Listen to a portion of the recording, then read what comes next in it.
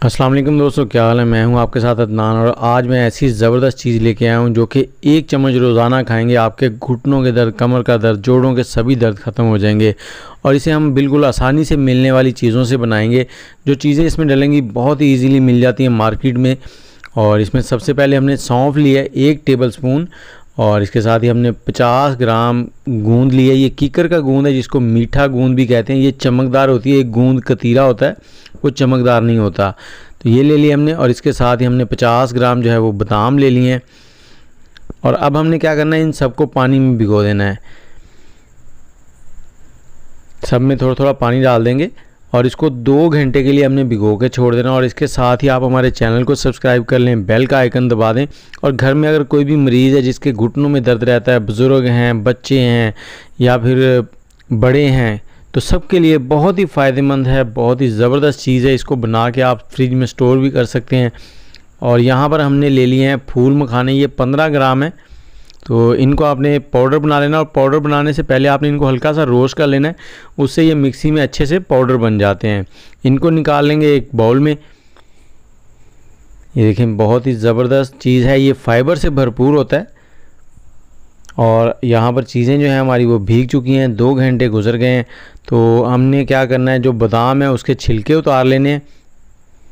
बहुत ही इजीली छिलके उतर जाएंगे, 2 घंटे भिगोएंगे ना जब आप इसको, तो बहुत ही आसानी से इसका छिलका उतर जाएगा। तो सभी बादाम के छिलके उतार लिए, इसको डालेंगे हम मिक्सी में। बादाम मिक्सी में डालेंगे। उसके बाद सौंफ है, सौंफ का पानी जो है हमने निकाल देना है, सिर्फ सौंफ को ही डालेंगे इसके अंदर।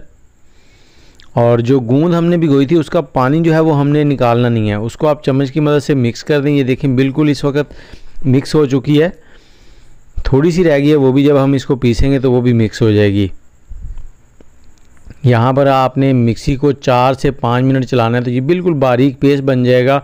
और इसके साथ ही आप मुझे ये बताएं कि कौन से शहर में बैठ के हमारी वीडियो देख रहे हैं और आपकी एज कितनी है, कितनी उम्र है आपकी। और इसमें ज़रूरी नहीं कि आपके हड्डियों के दर्द हों तो आपने ये लेनी है, आप किसी भी टाइम इसको ले सकते हैं। सर्दियों के लिए बहुत ही ख़ास चीज़ है।